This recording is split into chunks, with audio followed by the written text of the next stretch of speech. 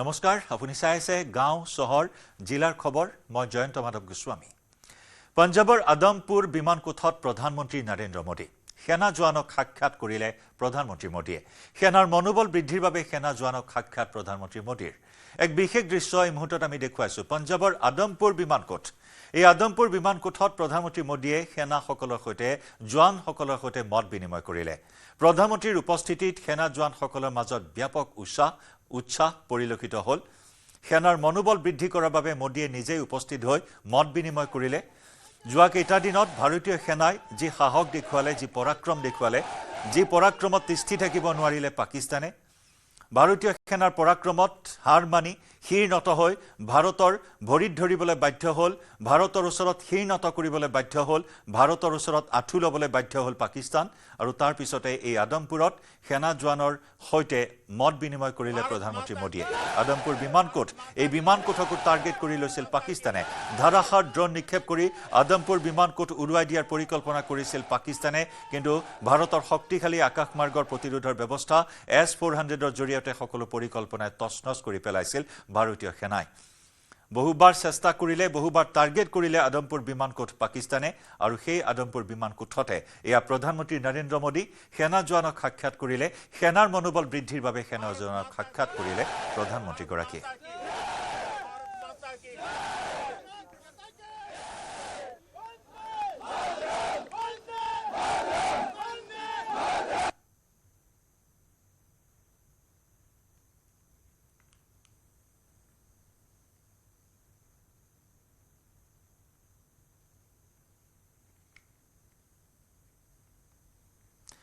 ভাৰতীয় সেনাক সম্পূৰ্ণ কৰ্তৃত্ব প্ৰদান কৰিছে প্ৰধানমন্ত্ৰী মোদী ভাৰতীয় সেনাৰ ওপৰত মোদীৰ বিশ্বাস থকাৰ কথা উল্লেখ কৰিছে কালি নিশা 8 বজাত দেশবাসীক সম্বোধন কৰিও প্ৰধানমন্ত্ৰী মোদীয়ে ভাৰতীয় সেনাৰ এই বীৰত্বক ধন্যবাদ জনাইছে ভাৰতীয় সেনাৰ ওপৰত থকা তেওঁৰ বিশ্বাসৰ কথা আকৌ এবাৰ সদৰি কৰিছে প্ৰথমখন CCSৰ বৈঠক পেহেলগাম কাণ্ডৰ পিছত হোৱা প্ৰথমখন CCSৰ বৈঠকত প্ৰধানমন্ত্ৰী নৰেন্দ্ৰ মোদীয়ে ভাৰতীয় সেনাক সম্পূৰ্ণ স্বাধীনতা প্ৰদান কৰিছিল ভাৰতীয় সেনাক ফ্ৰী হ্যান্ড দিছিল পাকিস্তানৰ বিৰুদ্ধে ব্যৱস্থা গ্ৰহণ কৰিবলৈ সন্ত্ৰাসবাদী বিৰুদ্ধে ব্যৱস্থা গ্ৰহণ কৰিবলৈ আৰু ভাৰতীয় সেনাই এই বিশ্বাস ৰাখিলে প্ৰধানমন্ত্ৰী নৰেন্দ্ৰ মোদীৰ যি বিশ্বাস আছিল সেই বিশ্বাস ৰাখিবলৈ সক্ষম হল ভাৰতীয় সেনাই দেশবাসীৰ বিশ্বাস ৰাখিবলৈ সক্ষম হল ভাৰতীয় সেনাই আৰু সেই ভাৰতীয় সেনাৰ কাষত উপস্থিত হৈছে গৈ থিয় দিছে গৈ প্ৰধানমন্ত্ৰী মোদী মনোবল বঢ়াইছে ভাৰতীয় সেনাৰ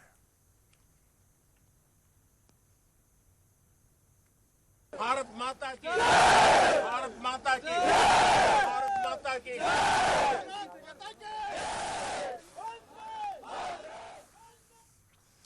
ইফালে জম্মু কাশ্মীৰত সেনা আৰু সন্ত্ৰাসবাদীৰ মাজত প্ৰচণ্ড গুলিয়াগুলিৰ ঘটনা সোপিয়ানত 4 সন্ত্ৰাসবাদীৰ সংঘৰ্ষ নিৰাপত্তাৰক্ষীৰ গুলিত 3টা পাক সন্ত্ৰাসবাদীৰ মৃত্যুৰ খবৰ প্ৰথমতে কুলগামত সন্ত্ৰাসবাদীৰ ভয়ংকৰ সংঘৰ্ষ কুলগামৰ পিছত সোপিয়ানতো গুলিয়াগুলি এতিয়াও অঞ্চলটোত আৰু এটা সন্ত্ৰাসবাদী থকাৰ সন্দেহ কৰা হৈছে সেনা আৰু অৰ্ধসামৰিক বাহিনীৰে হোৱা সংঘৰ্ষৰ মাজতে দলটোৱে সোপিয়ানলৈ পলায়ন কৰিছিল সন্ত্ৰাসবাদীৰ সন্ধানত অঞ্চলটোত অভিযান চলাই আছে নিৰাপত্তাৰক্ষীয়ে নিহত সন্ত্ৰাসবাদী এটা লস্কৰী তৈবাৰ বুলি জানিব পৰা হৈছে এই মুহূৰ্তত আমি জনাইছো জম্মু কাশ্মীৰত সেনা আৰু সন্ত্ৰাসবাদীৰ প্ৰচণ্ড গুলিয়াগুলি অভিযানৰ কেইবাটাও দৃশ্য আমি দেখুৱাইছো এক ব্যাপক অভিযান গঢ়ি তোলা হৈছে সন্ত্ৰাসবাদীৰ বিৰুদ্ধে দক্ষিণ কাশ্মীৰত বিশেষকৈ কুলগামত প্ৰথমে গুলিয়াগুলিৰ ঘটনা আৰু তাৰ পিছতে সোপিয়ানলৈ পলায়ন কৰে সন্ত্ৰাসবাদী কেইটা সম্পূৰ্ণ অঞ্চল ঘেৰি ধৰি অৰ্ধসামৰিক বাহিনী আৰু সেনাই চলাইছে এই অভিযান এক সফল অভিযান 3টাকৈ সন্ত্ৰাসবাদীক ইতিমধ্যে নিধন কৰা হৈছে 3টা সন্ত্ৰাসবাদী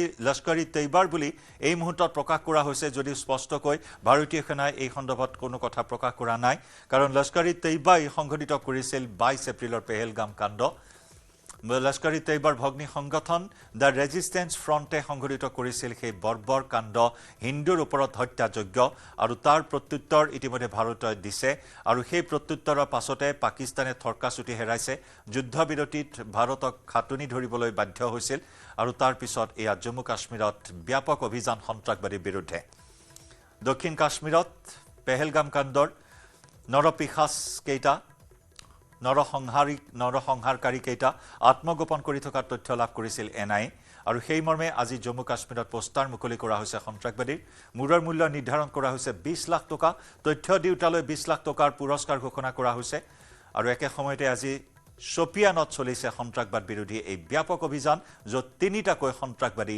নিধন হোৱাৰ খবৰ আহিছে এতিয়াও আন এটা সন্ত্ৰাসবাদী লুকাই থকাৰ তথ্য লাভ কৰি সমগ্ৰ অঞ্চল সম্পূৰ্ণৰূপে ঘেৰি লৈ অভিযান চলাই আছে সেনা অৰ্ধসামৰিক বাহিনীয়ে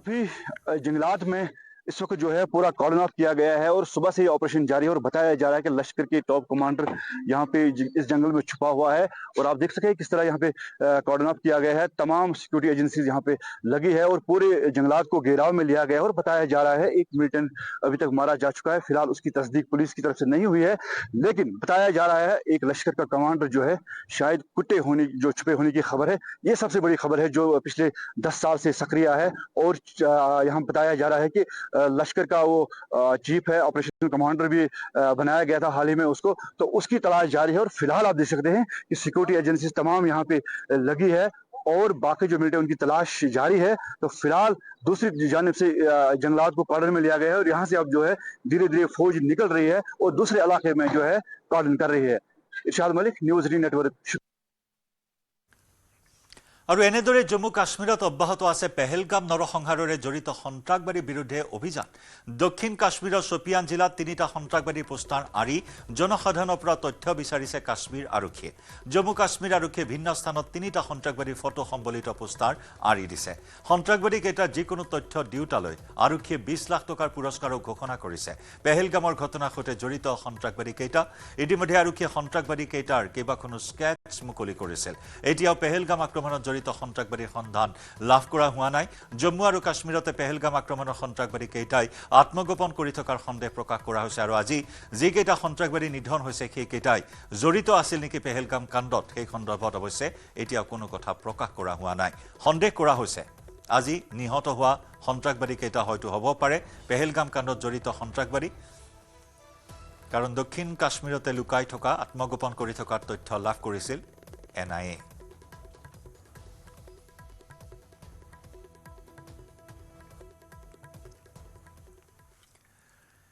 ভাৰত পাক 2 DGMৰ বৈঠক সোমবাৰে বিয়লি 2 DGMৰ বৈঠক সম্পন্ন হয় আলোচনাত যুদ্ধবিৰতি অব্যাহত ৰখাৰ সিদ্ধান্ত প্ৰতিপক্ষলৈ এটা গুলিও নিক্ষেপ নকৰাৰ বাবে সিদ্ধান্ত প্ৰতিপক্ষৰ বিৰুদ্ধে ল'ব নোৱাৰিব কোনো আক্ৰমণাত্মক পদক্ষেপ সীমান্তত শীঘ্ৰেই সেনা হ্ৰাস কৰাবলৈ দুয়োপক্ষ সন্মান হৈছে এই বৈঠকে বিশেষ তাৎপৰ্য বহন কৰে DGMO director general of military অপাৰেশনছৰ এই বৈঠক সম্পন্ন হৈছে আলোচনাত যুদ্ধবিৰতি অব্যাহত ৰখাৰ সিদ্ধান্ত গ্ৰহণ কৰা হয় একেদৰে প্ৰতিপক্ষলৈ এটা গুলিও নিক্ষেপ নকৰাৰ বাবে সিদ্ধান্ত গ্ৰহণ কৰা হয় এই আলোচনাত আনহাতে প্ৰতিপক্ষৰ বিৰুদ্ধে ল'ব নোৱাৰিব কোনো আক্ৰমণাত্মক পদক্ষেপ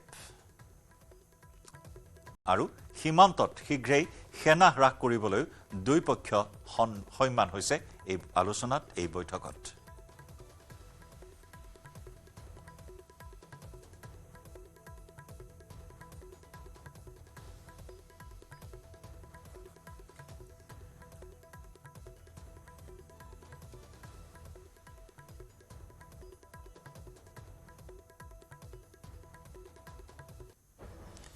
ইফালে পৰিস্থিতিৰ ভয়াবহতাৰ প্ৰতি লক্ষ্য ৰাখি পুনৰ কেইবাটাও বিমান বন্দৰত বিমান সেৱা বাতিল কৰা হৈছে জম্মু কাশ্মীৰকে ধৰি চণ্ডীগড় অমৃতসৰ লেহ যোধপুৰ ভুজ জামনগৰ শ্ৰীনগৰ আৰু ৰাজকোটৰ পৰা বিমান সেৱা পুনৰ বাতিল কৰা হৈছে সোমবাৰে বন্ধ হৈ থকা বিমান সেৱা মুকলি কৰিছিল যদিও মঙলবাৰে পুনৰ বাতিলৰ সিদ্ধান্ত গ্ৰহণ কৰে এয়াৰ ইণ্ডিয়া আৰু ইণ্ডিগোই বাতিল কৰিলে বিমান সেৱা যাত্ৰীসকলক তেওঁলোকৰ যাত্ৰাৰ শেহতীয়া স্থিতি জানিবলৈ অনলাইন যোগে চেক ইন কৰাৰ আহ্বান জনাইছে দুয়োটা বিমান সেৱা প্ৰতিষ্ঠানে নিৰাপত্তাজনিত কাৰণতে এয়াৰ ইণ্ডিয়া আৰু ইণ্ডিগোই বাতিল কৰিছে বিমান সেৱা ভাৰত পাকিস্তানৰ উত্তেজনাৰ মাজতে যাত্ৰী আৰু বিমানৰ নিৰাপত্তাৰ প্ৰতি লক্ষ্য ৰাখিয়ে এই সিদ্ধান্ত গ্ৰহণ কৰিছে দুয়োটা বিমান পৰিবহণ সংস্থাই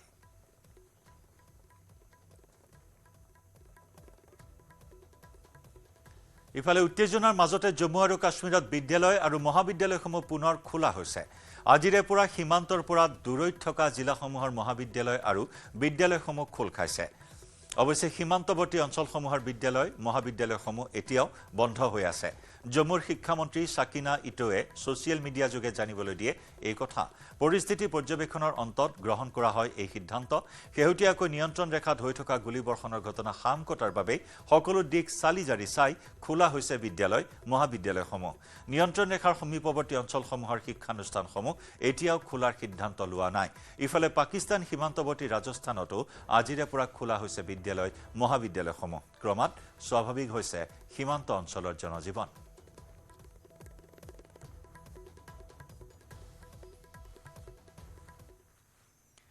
কিন্তু এতিয়াও হ্ৰাস পোৱা নাই ভাৰত আৰু পাকিস্তানৰ মাজত চলি থকা উত্তেজনা পঞ্জাবৰ জলন্ধৰত ভাৰতীয় সেনাই এখন অসামৰিক ড্ৰোন গুলিয়াই ভূপতিত কৰে সোমবাৰে নিশা জলন্ধৰত নিশা কেইবাখনো ড্ৰোন দেখা পোৱাৰ পাছতে হস্তম হৈ পৰে সেনাবাহিনী লগে লগে অঞ্চলটোত সকলো লাইট নুমুৱাই দিয়া হয় আৰু ড্ৰোন কেইখন সেনাই গুলিয়াই ভূপতিত কৰে জলন্ধৰৰ উপায়ুক্ত হিমাংশু আগৰৱালাই প্ৰকাশ কৰা তথ্য অনুসৰি নিশা প্ৰায় 9:20 মাণ্ড গাঁৱত এখন ড্ৰোন দেখিবলৈ পোৱা হৈছিল সেই সময়তে গাঁওখনৰ একাংশ লোকে ফটকা ফুটাই আনন্দত মত্ত হৈ আছিল যাৰ বাবে সেনাই ড্ৰোনখন শত্ৰুপক্ষৰ বুলি ভাবি গুলিয়াই ভূপতিত কৰে অসামৰিক ড্ৰোনখন গুলিয়াই ভূপতিত কৰাৰ পাছতে প্ৰশাসনে সতৰ্কবাণী জাৰি কৰিছে ফটকা ফুটোৱা আৰু ব্যক্তিগত ড্ৰোন উৰুৱাত নিষেধাজ্ঞা আৰোপ কৰিছে প্ৰশাসনৰ নিৰ্দেশ নামানিলে কঠোৰ ব্যৱস্থা লোৱা হ'ব আকাশত ড্ৰোন দেখা পোৱা আৰু একে সময়তে ফটকাৰ শব্দ শুনি অঞ্চলটোৰ ৰাইজ আতংকিত হৈ পৰে ইফালে পঞ্জাব আৰক্ষী আৰু সেনাৰ এটা দলে ফটকা ফুটোৱা মানগাঁও আৰু কুঞ্জ গাঁৱত উপস্থিত হৈ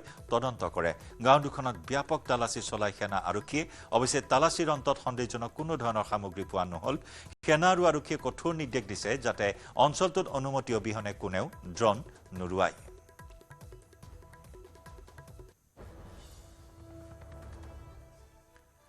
ভাৰত পাকিস্তানৰ যুদ্ধ সদৃশ পৰিৱেশৰ সময়ছোৱাত তুৰ্কীয়ে লোৱা স্থিতি বা ভাৰত বিৰোধিতাৰ বাবে ভাৰতত সৰ্বত্ৰ তুৰ্কীৰ বিৰুদ্ধে বিৰূপ মনোভাৱ গঢ়ি উঠিছে তুৰ্কীৰ বিৰুদ্ধে ক্ষোভৰ বহিঃপ্ৰকাশ ঘটাই পুনেৰ ব্যৱসায়ীয়ে তুৰ্কীৰ আপেল বৰ্জন কৰিছে তুৰ্কীৰ পৰা চহৰখনলৈ অহা আপেল বিক্ৰী নকৰে পুনেৰ ব্যৱসায়ীয়ে লক্ষণীয়ভাৱে ভাৰত পাকিস্তানৰ মাজত উত্তেজনাময় পৰিস্থিতিৰ সৃষ্টি হোৱাৰ সময়তে তুৰ্কীয়ে পাকিস্তানলৈ সামৰিক সাহায্য আগবঢ়াইছিল তুৰ্কীৰ এনে কাৰ্য সহজভাৱে লোৱা নাই ভাৰত তথা ভাৰতীয়ই ভাৰত পাকিস্তানৰ যুদ্ধ সদৃশ পৰিৱেশৰ সময়ছোৱাত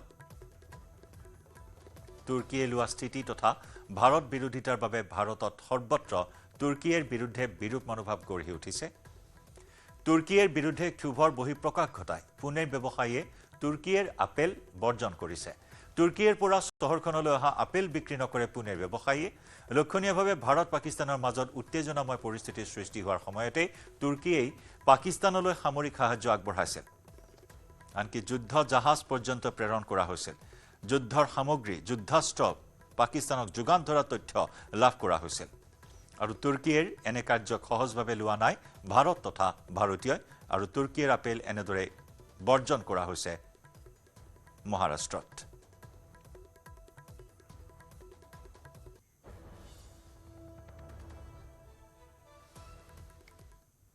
जो छोटा कस्टमर है उसने वही मतलब वो लोगों को बोल रहा है कि मेरे को टर्की का एप्पल नहीं चाहिए तो हमने सोचा यार ये रिटेल कस्टमर बैन कर रहा है बायकॉट कर रहा है तो अपन भी करेंगे तो इसकी वजह से हम लोगों ने भी बायकॉट करना चालू कर दिया इधर पुणे में अभी कल भी हिमाचल गवर्नमेंट में भी अपना ही रेफरेंस देके उन्होंने बोला कि हिमाचल में भी बायकॉट करे टर्की एप्पल 20% भी रिक्वायरमेंट बची नहीं है अभी सब लोग बोल रहे हैं कि मेरे को टर्की एप्पल नहीं मांगता है अभी करके पहले इससे पहले बहुत अच्छी तरह से वो बिक रहा था चल रहा था कम से कम 6 के 500-600 पैकेट हमारे बिक रहे थे डेली के लेकिन जब से तुर्की ने पाकिस्तान को सपोर्ट किया है तब से पूरी तरह से तुर्की एप्पल खाने के लिए कोई तैयार नहीं है कस्टमर का रिक्वायरमेंट भी नहीं आ रहा है और सब लोग बोल रहे हैं कि हमको टर्की का एप्पल नहीं मांगता है आप कौन सा भी दूसरा दे दो लेकिन टर्की का एप्पल हमको नहीं मांगता है करके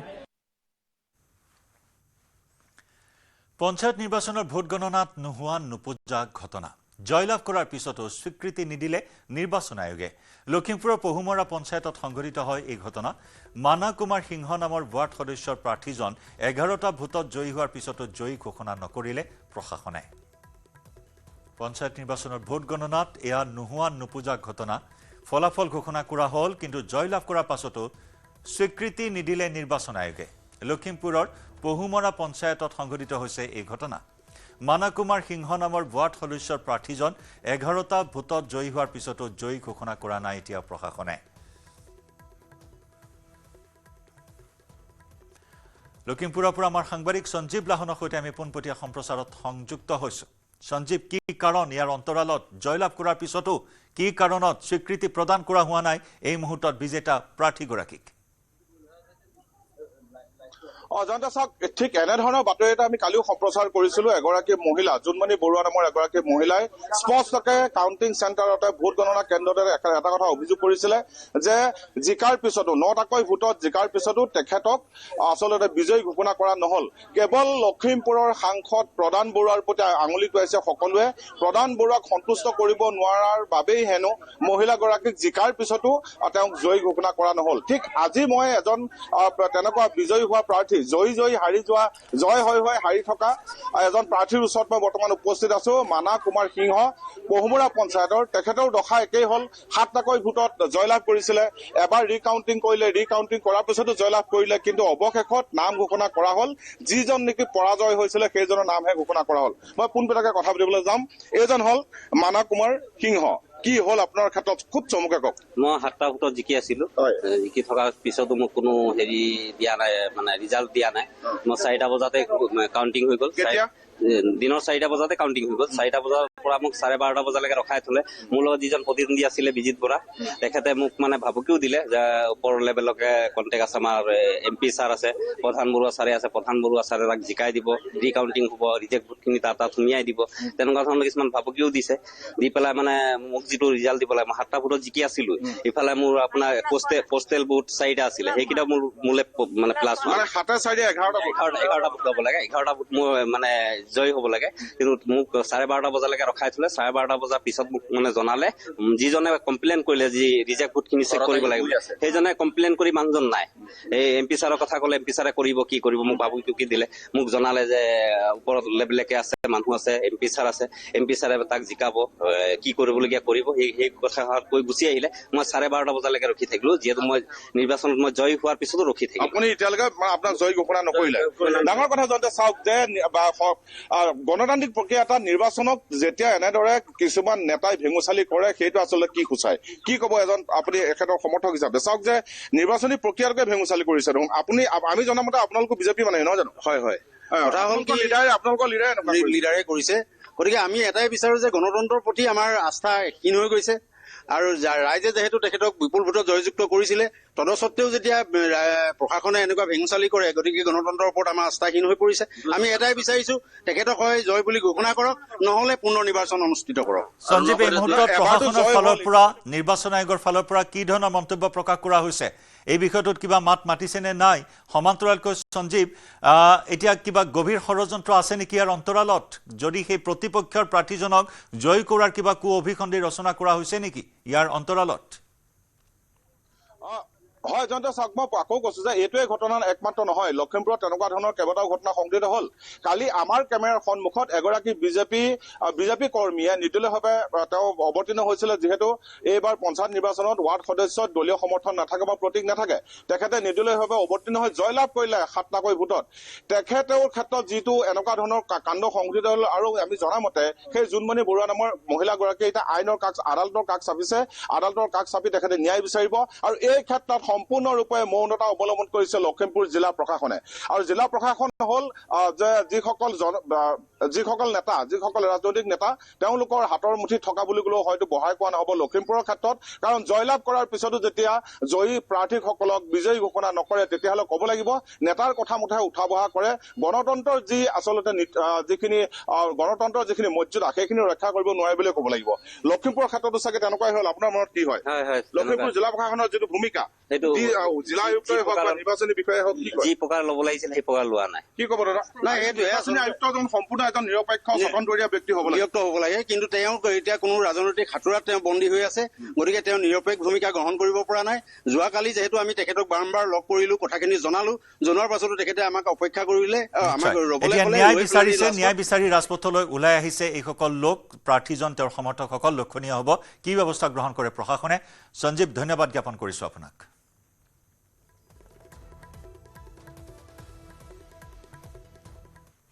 পাকিস্তানক সমৰ্থন কৰি শোণিতপুৰৰ ৰঙাপুৰাত আটক হ'ল এজন যুৱক। ইনষ্টাগ্ৰামত পাকিস্তান জিন্দাবাদ বুলি মন্তব্য কৰিছিল শুকুৰ আলীয়ে।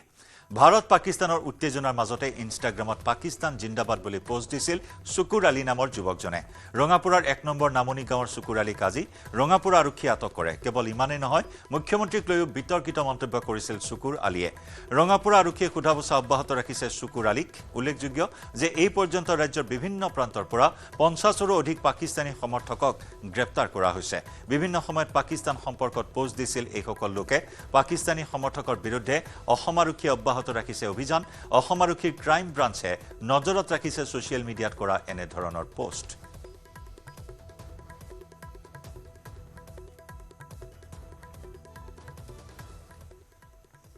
ভাৰত পাকিস্তানৰ মাজত বৰ্তমান সাময়িকভাৱে যুদ্ধ স্থগিত আছে যদিও অব্যাহত আছে উত্তেজনা। যিকোনো মুহূৰ্তত পুনৰ সন্ত্ৰাসবাদীৰ বিৰুদ্ধে ভাৰতে চলাব পাৰে অভিযান। সন্ত্ৰাসবাদীয়ে মূৰ দাঙি উঠিলে দিয়া হ'ব উচিত প্ৰত্যুত্তৰ। শিৱসাগৰ জিলা অসামৰিক প্ৰতিৰক্ষা বিভাগৰ উদ্যোগত তথা জিলা সৈনিক কল্যাণ বিষয়া কাৰ্যালয়ৰ সহযোগত প্ৰাক্তন ভাৰতীয় সেনা জোৱানসকলৰ সৈতে এক গুৰুত্বপূৰ্ণ আলোচনাত মিলিত হয়। প্ৰয়োজনত এতিয়াও যিকোনো প্ৰকাৰে সহায় কৰিবলৈ সাজু থকা বুলি মন্তব্য কৰে 40গৰাকীৰো অধিক প্ৰাক্তন সেনা জোৱানে।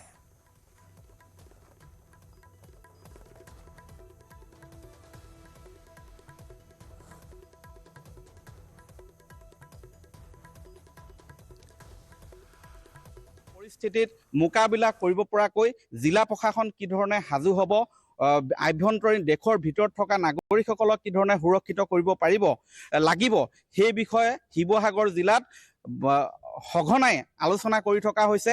চিভিল ডিফেন্স আৰু প্ৰশাসনে লগ লাগি বৰ্তমান আজিও এখন গুৰুত্বপূৰ্ণ আলোচনা চক্ৰ অনুষ্ঠিত কৰিব, য'ত উপস্থিত থাকিব বৰ্তমান আলোচনা চক্ৰখনত অংশগ্ৰহণ কৰিবলৈ আহিছে এইসকল অৱসৰপ্ৰাপ্ত তথা প্ৰাক্তন সেনা জোৱান। 40গৰাকীও অধিক ইয়াত সেনা জোৱান প্ৰাক্তন সৈনিক আহি উপস্থিত হৈছেহি, যিসকলে অসামৰিক প্ৰতিৰক্ষা বিভাগক দিহা পৰামৰ্শ দিব যুদ্ধকালীন অৱস্থাত কেনেধৰণে তেওঁলোকে ব্যৱস্থা ল'ব লাগিব সেই বিষয়ে দিহা পৰামৰ্শ দিব। মই প্ৰথমে ইয়াত চিভিল ডিফেন্সৰ এগৰাকী বিষয়ববীয়া আছে, তেওঁৰ পৰা জানিব বিচাৰিম কেনেধৰণৰ আপোনালোকে ইয়াত অনুশীলন।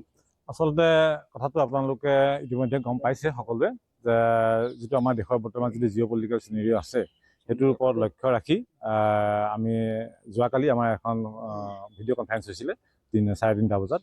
সেইখনৰ ওপৰতো আমি যিটো আমাৰ দায়িত্ব যে অফিচৰ পৰা আমাৰ IG ছাৰে যিটো ইনষ্ট্ৰাকশ্যন দিছে সেইটোৰ ওপৰতো আমি আলোচনা কৰি বা এইকেইদিন আমাৰ যিখিনি আমাৰ চলি আছিলে যুদ্ধৰ কালীনৰ যিটো আমাৰ প্ৰস্তুতি সেইখিনিৰ ওপৰত সকলোখিনিৰ ওপৰত আমি এটা প্লেন এটা বনাইছোঁ। সেইটো এটা তাৰে আজি এটা অংশ।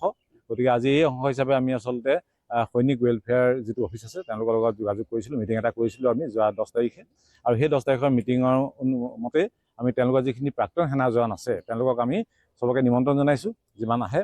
আৰু তেওঁলোকক আমি অসামৰিক প্ৰতিৰক্ষাৰ যিটো প্ৰশিক্ষণ মানে আমাৰ যুদ্ধকালীন সময়ত জৰুৰীভাৱে ল'ব লগা যিটো আমাৰ সাৱধানতা সেইখিনিৰ ওপৰত চাইৰেনৰ ৱাৰ্ণিং চিষ্টেমৰ ওপৰত চাইৰেনৰ ওপৰত সেইখিনিৰ ওপৰত তেওঁলোকক আমি অকণমান ট্ৰেইনিং এটা দিম, চমু ট্ৰেইনিং এটা দিম। আৰু এইটো আপোনালোকক জনাবলৈ পাই সুখী হৈছোঁ যে ভাৰত চৰকাৰে আমাৰ যিটো মিনিষ্ট্ৰী অফ হোম এফেয়াৰ্ছ তেখেতৰ ফালৰ পৰা এটা অনলাইন এটা পৰ্টেলো শ্বৰ্টলি এইটো অপেন কৰিব, তাত আমাৰ সকলোৱে যোগদান কৰিব পাৰিব। এনেধৰণে তেওঁলোকে আয়োজন কৰিছে। মই দেখুৱাইছোঁ এইসকল হৈছে অৱসৰপ্ৰাপ্ত তথা প্ৰাক্তন সেনা জোৱান, যিসকলৰ বহুতেই 1971 চনৰ ভাৰত পাকিস্তানৰ যুদ্ধৰ সময়ত 65 চনৰ যুদ্ধৰ সময়তো আছিলে, তেওঁলোকে অংশগ্ৰহণ কৰিছিলে। মই ইয়াত নেতৃত্বত থকাসকলৰ পৰা জানিব বিচাৰিম এতিয়াও আপোনালোক সাজু হৈ আছে সষ্টম? এতিয়াও আমি এক ছাৰ্ভিচমেন হৈছোঁ যদিও আমাৰ দিলটোত, কাৰণ আমি 32 বছৰ দিন ছাৰ্ভিচ কৰি অহাৰ পাছত আমাৰ পুৰা দেশ 18 বছৰত গ'লোঁ আৰু 32 বছৰ চাকৰি কৰিলোঁ, ৰিটায়াৰ হ'লোঁ 2004 চনত। কিহত আছিলে আপুনি? মই আছাম ৰেজিমেণ্টত। হয়, এতিয়াও সাজু হৈ আছে আপোনালোক? এতিয়াও আমি যাবলৈ সাজু। যদি মোৰ বয়সে যদি মোক ইজাজত নিদিয়ে তথাপিতো আমাৰ মনটোৱে কয় যে আমি এক ছাৰ্ভিচমেন হ'লেও আমি যিমান পাৰোঁ আমাক যি ডিউটি দিয়ে তথাপিতো আমি কৰিবলৈ ইচ্ছুক আছোঁ। এটা পৰামৰ্শটো এনেকুৱা, যেতিয়া যুদ্ধ হ'ব, যুদ্ধটো আমি হ'ব বুলি জানো, এতিয়াতো অলপ পাতলা হৈ গ'ল, কিন্তু যদি হয় আমি চিভিলৰ লগত মিলি কেনেকৈ ছেফটি কৰিব লাগে অলপ ট্ৰেইনিং হ'লে ভাল হ'ব। কাৰণ চিভিলৰ লগত আমাৰ নিমিলিব, কাৰণ বমটো আহিলে কেনেকৈ কৰিব লাগিব, ক'ত পলাব লাগিব, এনেকুৱা এটা আচ্ছা সেইকাৰণে হয় হয় আৰু সেয়ে আজি এনেধৰণেই যিসকলে তেওঁলোক যথেষ্ট অভিজ্ঞ, এই যিসকল মই দেখুৱাইছোঁ প্ৰাক্তন তথা অৱসৰপ্ৰাপ্ত প্ৰাক্তন সেনা জোৱান, তেওঁলোক অভিজ্ঞ, তেওঁলোকে নিজেই সমূহ সমৰত তেওঁলোক গৈছিলে, লিপ্ত হৈছিলে যুদ্ধত, পাকিস্তানক উচিত প্ৰত্যুত্তৰ দিছিলে। আৰু এই বৰ্তমান যদি পুনৰ যুদ্ধ সদৃশ পৰিৱেশ হয় তেনেহ'লে চিভিল ডিফেন্সৰ সৈতে কেনেধৰণে একেলগে সমিল মিলে কাম কৰিব তেওঁলোকে ইয়াত থাকি, আৰু সেয়াই আজি তেওঁলোকে আলোচনা কৰিছে। আৰু এই মুহূৰ্তত জনাইছোঁ এটা ব্ৰেকিং নিউজ। CBSEৰ দ্বাদশ শ্ৰেণীৰ ফলাফল ঘোষণা কৰা হৈছে। চূড়ান্ত পৰীক্ষাত উত্তীৰ্ণৰ হাৰ 88.39%। CBSEৰ দ্বাদশত উজলিল ছাত্ৰী। ক্ৰমাগতভাৱে ছাত্ৰতকৈ ছাত্ৰীৰ উত্তীৰ্ণৰ হাৰ বৃদ্ধি। ছাত্ৰীৰ উত্তীৰ্ণৰ হাৰ 91.52%। CBSEৰ দ্বাদশ শ্ৰেণীৰ ফলাফলত ছাত্ৰৰ উত্তীৰ্ণৰ হাৰ হৈছে 87.98%। অৱশেষত ঘোষণা কৰা হ'ল CBSEৰ দ্বাদশ শ্ৰেণীৰ পৰীক্ষাৰ ফলাফল। চূড়ান্ত পৰীক্ষাত উত্তীৰ্ণৰ হাৰ হৈছে 88.39%। CBSEৰ দ্বাদশত উজলিল পুনৰবাৰ ছাত্ৰী। ক্ৰমাগতভাৱে ছাত্ৰতকৈ ছাত্ৰীৰ উত্তীৰ্ণৰ হাৰ বেছি। ছাত্ৰীৰ উত্তীৰ্ণৰ হাৰ হৈছে 91.52%। CBSEৰ দ্বাদশ শ্ৰেণীৰ ফলাফলত ছাত্ৰৰ উত্তীৰ্ণৰ হাৰ 87.98%।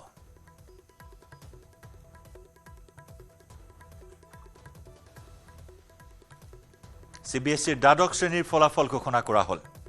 এইবাৰ কিছু পলম CBSEৰ দ্বাদশ শ্ৰেণীৰ পৰীক্ষাৰ ফলাফল ঘোষণাত। অৱশ্যে মাজত যুদ্ধৰ কিছু পৰিস্থিতি আৰু অৱশেষত ঘোষণা কৰা হ'ল দ্বাদশ শ্ৰেণীৰ পৰীক্ষা। ভাৰত পাক যুদ্ধৰ উত্তেজনা চলি থকাৰ বাবে কিছু পলম হ'ল এইবাৰ ঘোষণা কৰাত। আজি ঘোষণা কৰা হ'ল CBSEৰ দ্বাদশ শ্ৰেণীৰ পৰীক্ষাৰ ফলাফল। হাইস্কুল শিক্ষান্ত পৰীক্ষাৰ ফলাফল অৱশ্যে এতিয়াও ঘোষণা কৰা নাই CBSEৰ। মেট্ৰিকৰ ফলাফল অতি শীঘ্ৰে ঘোষণা কৰিব CBSEয়ে। আজি দ্বাদশ শ্ৰেণীৰ ফলাফল ঘোষণা। এয়া ফলাফল আমি জনাইছোঁ। উত্তীৰ্ণৰ হাৰ হৈছে 88.39%। CBSEত পুনৰ উজলিল ছাত্ৰী। ক্ৰমাগতভাৱে ছাত্ৰতকৈ ছাত্ৰীৰ উত্তীৰ্ণৰ হাৰ বৃদ্ধি। ছাত্ৰীৰ উত্তীৰ্ণৰ হাৰ হৈছে 91.52%। CBSEত দ্বাদশ শ্ৰেণীৰ ফলাফলত ছাত্ৰৰ উত্তীৰ্ণৰ হাৰ হৈছে 87.98%।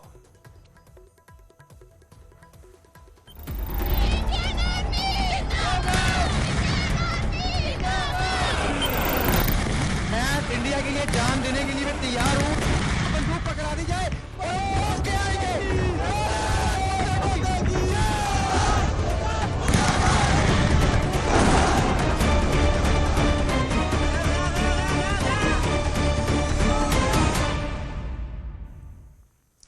অপাৰেশ্যন সিন্দুৰক লৈ প্ৰধানমন্ত্ৰী নৰেন্দ্ৰ মোদীৰ ডাঙৰ মন্তব্য। আমি পাকিস্তানৰ সন্ত্ৰাসবাদী আৰু সৈন্যৰ ঘাটিত আক্ৰমণত বিৰতিহে দিছোঁ, শেষ কৰা নাই। অপাৰেশ্যন সিন্দুৰ সন্ত্ৰাসবাদৰ বিৰুদ্ধে ভাৰতৰ নিউ নৰ্মেল হ'ব। ভাৰতৰ ওপৰত সন্ত্ৰাসবাদীৰ আক্ৰমণ হ'লে সমুচিত উত্তৰ দিয়া হ'ব। আমি আমাৰ হিচাপত ইয়াৰ উত্তৰ দিম। সন্ত্ৰাসবাদৰ শিপালৈকে আক্ৰমণ কৰিম। কোনো পাৰমাণৱিক ব্লেকমেইল ভাৰতে সহ্য নকৰে। পাৰমাণৱিক ব্লেকমেইলৰ আঁৰত চলি থকা সন্ত্ৰাসবাদৰ বিৰুদ্ধে প্ৰচণ্ড প্ৰহাৰ কৰিম। সন্ত্ৰাসবাদ আৰু সন্ত্ৰাসবাদীক পালন কৰা চৰকাৰক একেই বুলি গণ্য কৰা হ'ব আৰু সেই অনুসাৰে উত্তৰ দিয়া হ'ব। অপাৰেশ্যন সিন্দুৰ সন্দৰ্ভত প্ৰথমবাৰৰ বাবে দেশবাসীক সম্বোধন কৰি প্ৰধানমন্ত্ৰী মোদীয়ে পাকিস্তানক দিলে কেইবাটাও সকিয়নি। সন্ত্ৰাস আৰু আলোচনা একেলগে নচলিব। সন্ত্ৰাসবাদ আৰু বাণিজ্য একেলগে নহ'ব। তেজ আৰু পানী একেলগে নবয়। পাকিস্তানৰ লগত আলোচনা হ'লে POKক লৈহে হ'ব। পাকিস্তানৰ লগত আলোচনা হ'লে সন্ত্ৰাসবাদক লৈহে হ'ব। অপাৰেশ্যন সিন্দুৰ বিৰতি লোৱা হৈছে, বাতিল হোৱা নাই। পাকিস্তানৰ বিৰুদ্ধে আক্ৰমণ স্থগিতহে ৰখা হৈছে। পাকিস্তানে পুনৰ আক্ৰমণ কৰিলে প্ৰত্যাক্ৰমণ চলিব। যুদ্ধত বিৰামহে লৈছোঁ, বিশ্ৰাম লোৱা নাই। ভাৰতত আক্ৰমণ হ'লে যোগ্য প্ৰত্যুত্তৰ দিয়া হ'ব বুলি পাকিস্তানক কঠোৰ সকিয়নি দিলে প্ৰধানমন্ত্ৰী মোদীয়ে।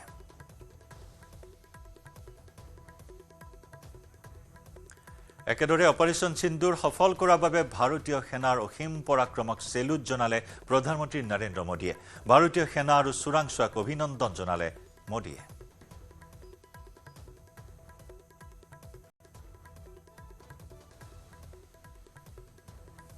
একেদৰে 22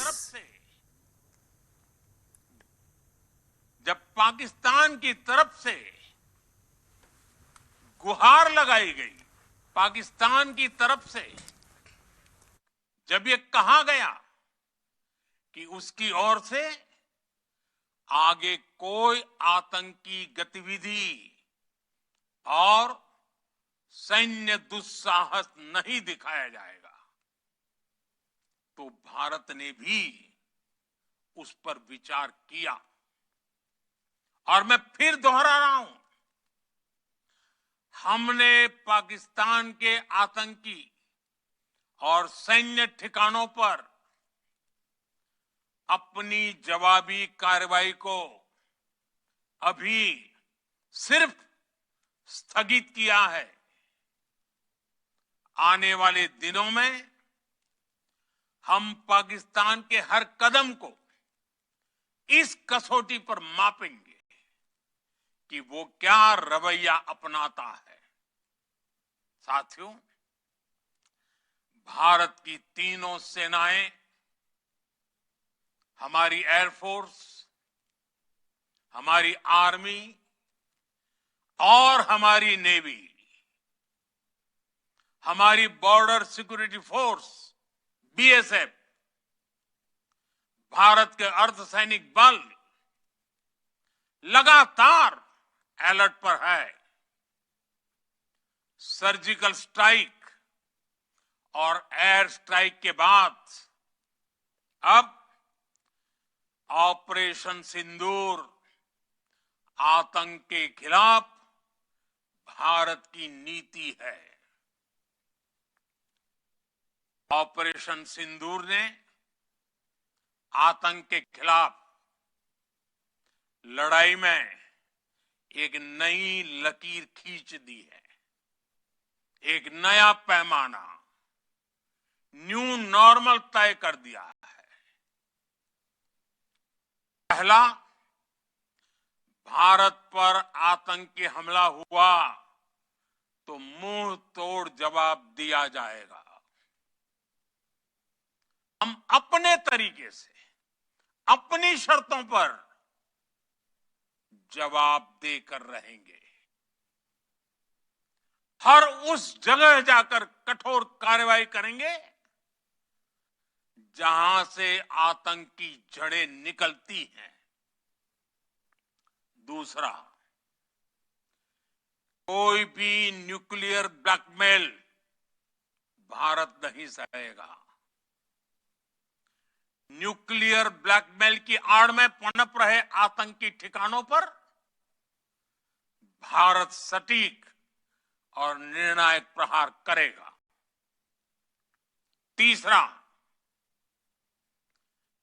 हम आतंक की सरपरस्त सरकार और आतंक के आकाओं को अलग अलग नहीं देखेंगे। ऑपरेशन सिंदूर के दौरान दुनिया ने पाकिस्तान का वो घिनौना सच फिर देखा है, जब मारे गए आतंकियों को विदाई देने पाकिस्तानी सेना के बड़े बड़े अफसर उमड़ पड़े। स्टेट स्पॉन्सर्ड टेररिज्म का ये बहुत बड़ा सबूत है। भारत का मत एकदम स्पष्ट है। टेरर और टॉप एक साथ नहीं हो सकते। टेरर और ट्रेड एक साथ नहीं चल सकते। और पानी और खून भी एक साथ नहीं बह सकता। मैं आज विश्व समुदाय को भी कहूंगा, हमारी घोषित नीति रही है, अगर पाकिस्तान से बात होगी तो टेररिज्म पर ही होगी। अगर पाकिस्तान से बात होगी तो पाक ऑक्युपाइड कश्मीर पीओके उस पर ही होगी। प्रिय देशवासियों, आज बुद्ध पूर्णिमा है। 22 এপ্ৰিলৰ পেহেলগামৰ সন্ত্ৰাসবাদীয়ে যি বৰ্বৰতা দেখুৱালে সেয়া অতি নৃশংসতা। নিৰ্দোষী লোকক ধৰ্ম সুধি সুধি পৰিয়াল সন্তানৰ আগত নৃশংসভাৱে হত্যা কৰা হ'ল। এয়া সন্ত্ৰাসবাদৰ এক বিভৎস চেহেৰা আখ্যা দিয়ে মোদীয়ে। সন্ত্ৰাসবাদীৰ এই নৃশংসতাৰ পিছতে সমগ্ৰ দেশ একগোট হৈছিল বুলি মন্তব্য মোদীৰ। सबसे पहले भारत की पराक्रमी सेनाओं को, सशस्त्र बलों को, हमारी खुफिया एजेंसियों को, हमारे वैज्ञानिकों को, हर भारतवासी की तरफ से सैल्यूट करता हूं। हमारे वीर सैनिकों ने ऑपरेशन सिंदूर के लक्ष्यों की प्राप्ति के लिए असीम शौर्य का प्रदर्शन किया। मैं उनकी वीरता को, उनके साहस को, उनके पराक्रम को आज समर्पित करता हूं। हमारे देश की हर माता को, देश की हर बहन को और देश की हर बेटी को ये पराक्रम समर्पित करता हूं। অপাৰেশ্যন সিন্দুৰ কেৱল নাম নহয়, ই দেশৰ কোটি কোটি জনতাৰ প্ৰতিবিম্ব। শান্তি আৰু সম্প্ৰীতিক বিভাজন কৰাৰ লক্ষ্য আছিল পেহেলগাম কাণ্ড। 6 মেৰ নিশা আৰু 7 মেৰ পুৱা অপাৰেশ্যন সিন্দুৰৰ ফলাফল বিশ্বই দেখিলে। আমাৰ সৈন্যই ইয়াৰ যোগ্য প্ৰত্যুত্তৰ দিলে সন্ত্ৰাসবাদীৰ ঘাটিত আক্ৰমণেৰে। সন্ত্ৰাসবাদীয়ে কেতিয়াও ভবা নাছিল আমি এনেদৰে প্ৰত্যাক্ৰমণ কৰিম বুলি। দেশ একত্ৰিত হৈ থাকিলে আমি এনে অভিযান চলাবলৈ সক্ষম হৈ থাকিম বুলি মন্তব্য মোদীৰ। पहलगाम में आतंकवादियों ने जो बर्बरता दिखाई थी, उसने देश और दुनिया को झकझोर दिया था। छुट्टियां मना रहे निर्दोष मासूम नागरिकों को धर्म पूछकर उनके परिवार के सामने, उनके बच्चों के सामने बेरहमी से मार डालना, यह आतंक का बहुत विभत्स चेहरा था, क्रूरता थी। ये देश के सद्भाव को तोड़ने की घिनौनी कोशिश भी थी। मेरे लिए व्यक्तिगत रूप से ये पीड़ा बहुत बड़ी थी। इस आतंकी हमले के बाद सारा राष्ट्र, हर नागरिक, हर समाज, हर वर्ग, हर राजनीतिक दल एक स्वर में आतंक के खिलाफ कड़ी कार्रवाई के लिए उठ खड़ा हुआ। हमने आतंकवादियों को मिट्टी में मिलाने के लिए भारत की सेनाओं को पूरी छूट दे दी और आज हर आतंकी,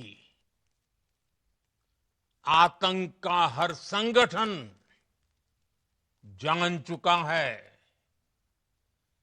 कि हमारी बहनों बेटियों के माथे से सिंदूर हटाने का अंजाम क्या होता है।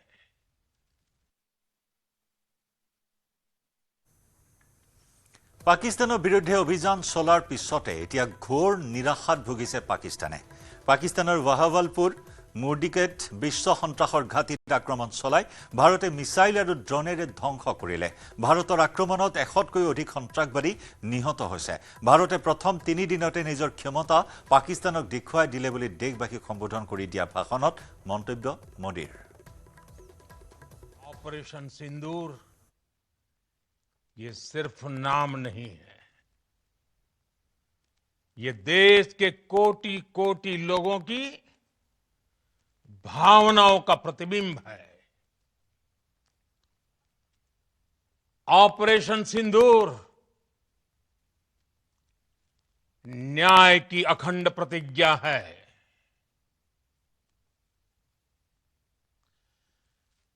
6 मई की देर रात, 7 मई की सुबह पूरी दुनिया ने इस प्रतिज्ञा को परिणाम में बदलते देखा है। भारत की सेनाओं ने पाकिस्तान में आतंक के ठिकानों पर, उनके ट्रेनिंग सेंटर्स पर सटीक प्रहार किया। आतंकियों ने सपने में भी नहीं सोचा था कि भारत इतना बड़ा फैसला ले सकता है। लेकिन जब देश एकजुट होता है, नेशन फर्स्ट की भावना से भरा होता है, राष्ट्र सर्वोपरि होता है, तो फौलादी फैसले लिए जाते हैं।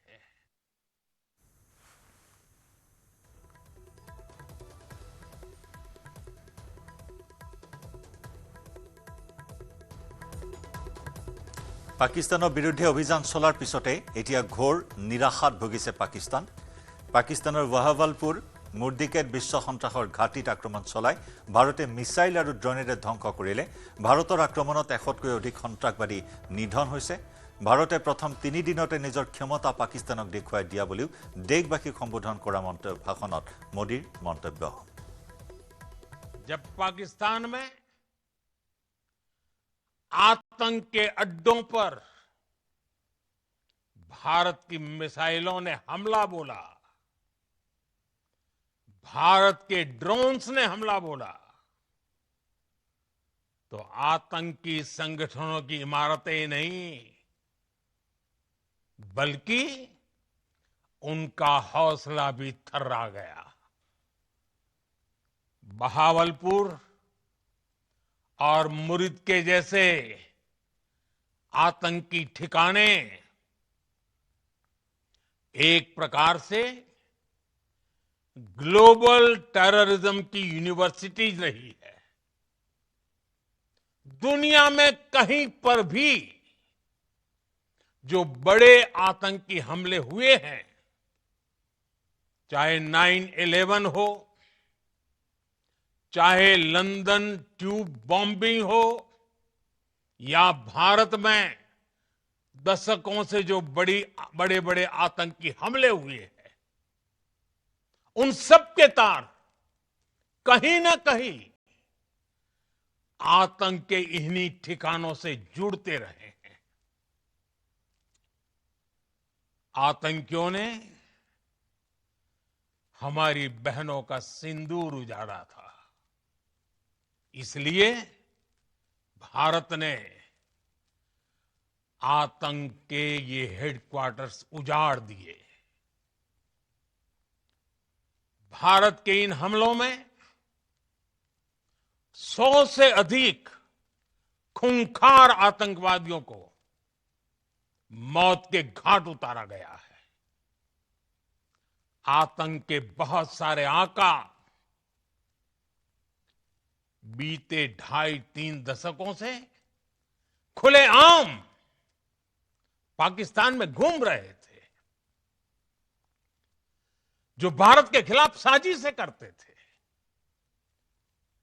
उन्हें भारत ने एक झटके में खत्म कर दिया। साथियों, भारत की इस कार्रवाई से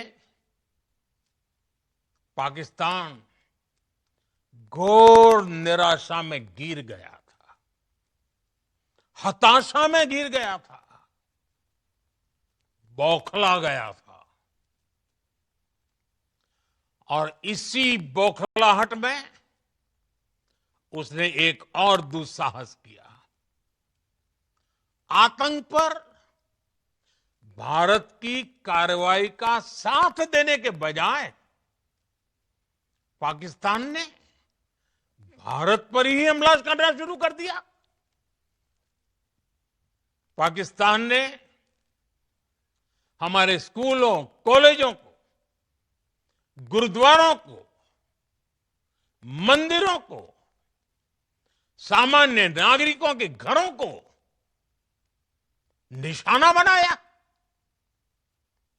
पाकिस्तान ने हमारे सैन्य ठिकानों को निशाना बनाया। लेकिन इसमें भी पाकिस्तान खुद बेनकाब हो गया। दुनिया ने देखा कि कैसे पाकिस्तान के ड्रोन्स, पाकिस्तान की मिसाइलें भारत के सामने तिनके की तरह बिखर गई। भारत के एयर डिफेंस सिस्टम ने उन्हें आसमान में ही नष्ट कर दिया। पाकिस्तान की तैयारी सीमा पर वार की थी, लेकिन भारत ने पाकिस्तान के सीने पर वार कर दिया। মাতৃ আৰু অবৈধ প্ৰেমিকৰ নৃশংসতাৰ বলি হোৱা মৃন্ময় বৰ্মনৰ বিদ্যালয়ত শোকসভা। মৃন্ময়ৰ ঘটনাক লৈ শোকস্তব্ধ বেলতলাৰ নবোদয় জাতীয় বিদ্যালয়। শোকসভাত উচুপি উঠিল প্ৰতিগৰাকী শিক্ষাৰ্থী, শিক্ষক শিক্ষয়িত্ৰীৰ লগতে অভিভাৱকসকল। শনিবাৰে নৃশংস হত্যাৰ বলি হৈছিল মেধাৱী ছাত্ৰজন। পঞ্চম শ্ৰেণীত অধ্যয়নৰত মৃন্ময়ৰ ৰোল নম্বৰ আছিল 1। মেধাৱী ছাত্ৰ মৃন্ময়ক হেৰুৱাই কান্দোনত ভাগি পৰিছে শিক্ষাৰ্থী, শিক্ষক শিক্ষয়িত্ৰীৰ লগতে অভিভাৱকসকলো।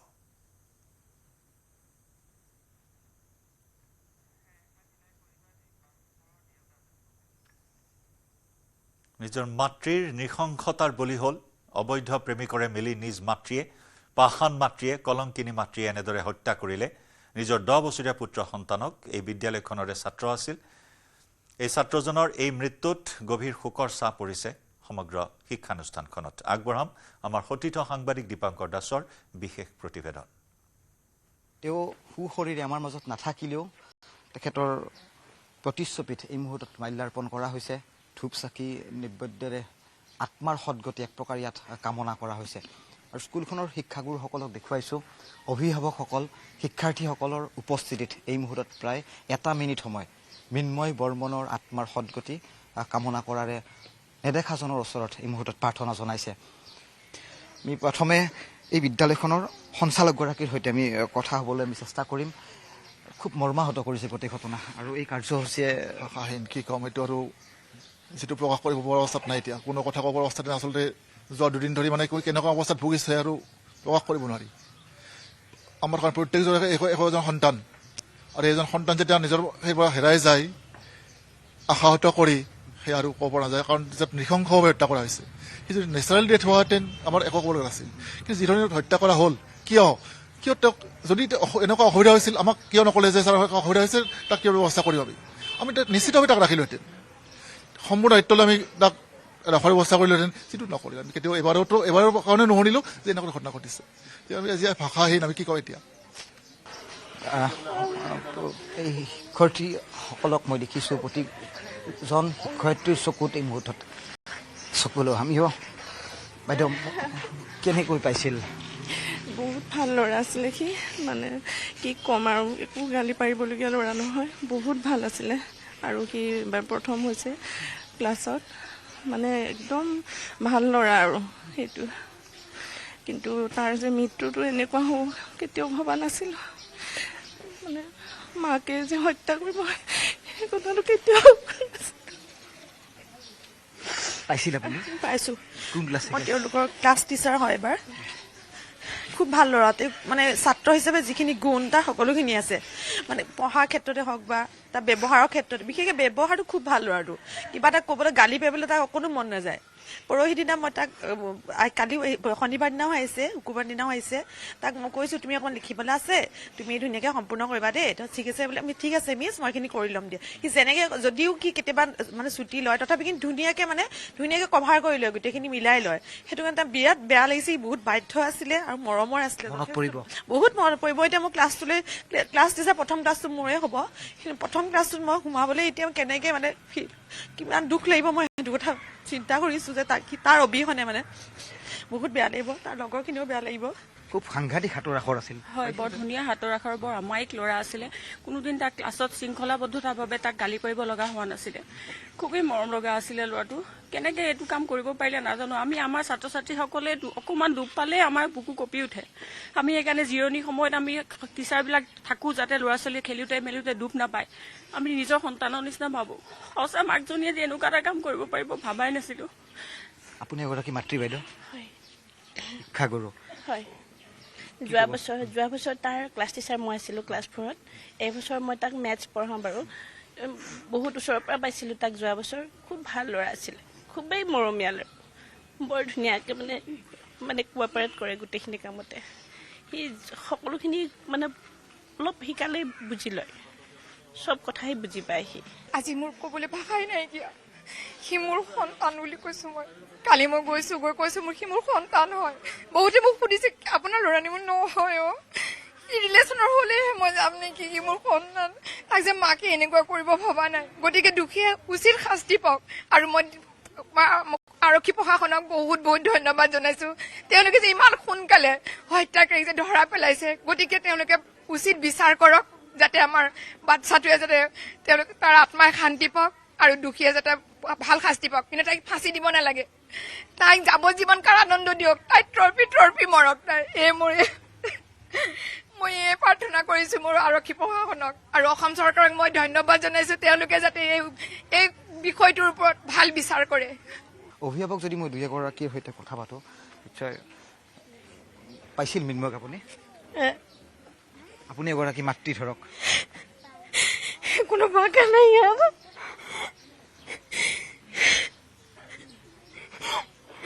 মই ক'ব নোৱাৰো।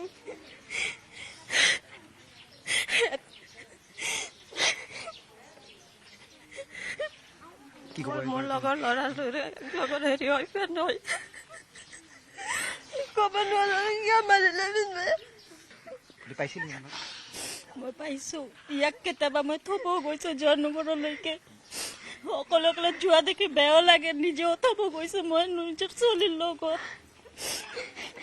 তাই বহুত ভাল ল'ৰা আছিল, কাৰো লগত মাৰি নাছিল। তাৰ বহুত বুদ্ধিমান ল'ৰা আছিল তাই।